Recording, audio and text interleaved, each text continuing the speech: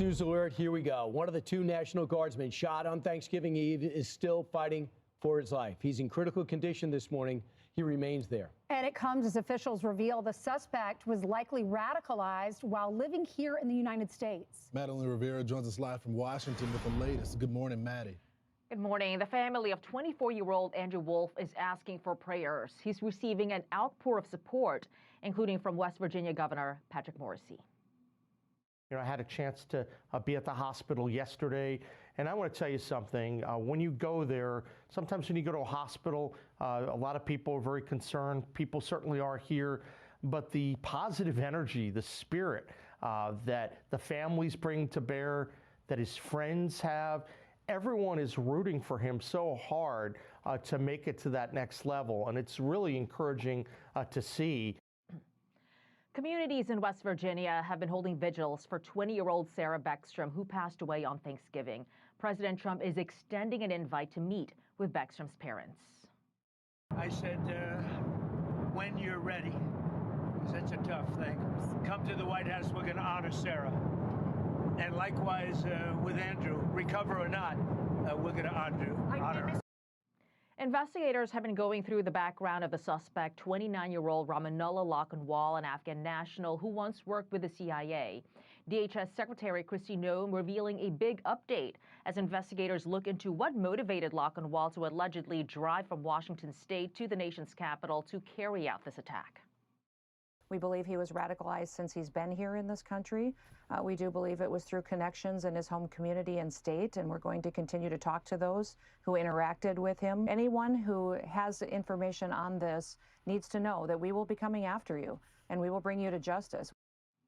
Another Afghan national is facing state terror charges in Texas after DHS says he plotted to make a bomb with the intention of targeting the Fort Worth area.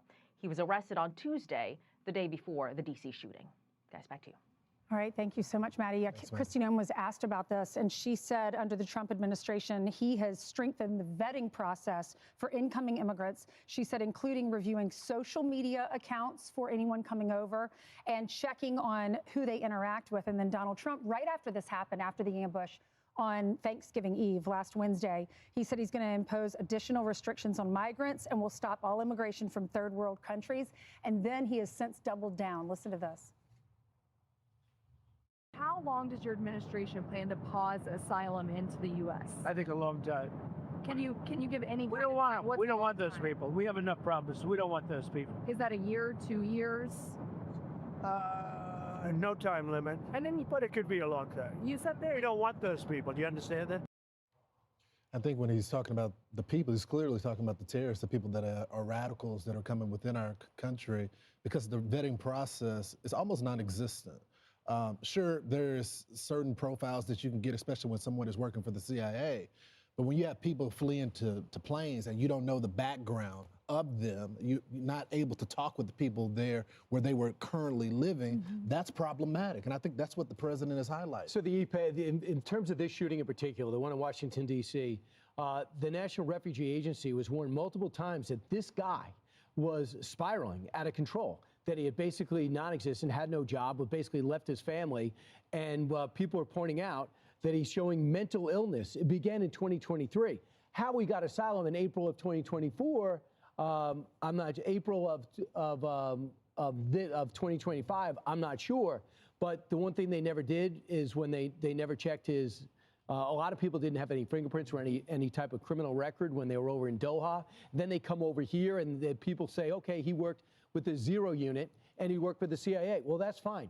In Afghanistan, because you work with us in Afghanistan, it doesn't mean you belong on my cul-de-sac or that you can adjust to our culture, or there's got to be a monitoring system along the way to say, hey, wait a second. To his check-ins. Right, absolutely, yeah. And he has PTSD, which happens to our guys too. This guy, obviously, it's a perpetual war zone for the last 35 years over in Afghanistan. So we have to look at everybody immediately. And what the president's saying is he's frustrated. Look, a lot of these men and women come over here. We don't know much about them. We're a nation of immigrants, so we take in the needy. But if you come in from a third world country, in a country that is $37 trillion in debt, you immediately go on social welfare programs. That's the attraction. You have a social safety net. You get a hotel room, you get 3 meals, and you get asylum previously to this administration. That's why he's saying we have to look out for Americans first. If you come here and immediately burden our society, we already decided in the turn of the 20th century, if you did not have a job, if you did not have relatives here,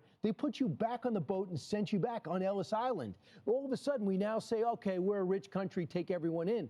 The president's saying, no, we have to re-examine how the refugees, wherever they are going to benefit us. Well, we remember what happened in Afghanistan and how they took all of our weapons and we left so much behind. Joe Biden left so much behind. And through connections with his home country, apparently that's how he was radicalized, according to Kristi Noem. She says we're going to continue to talk to those who interacted with him, who were his family members. She said they have received some participation from people who knew him.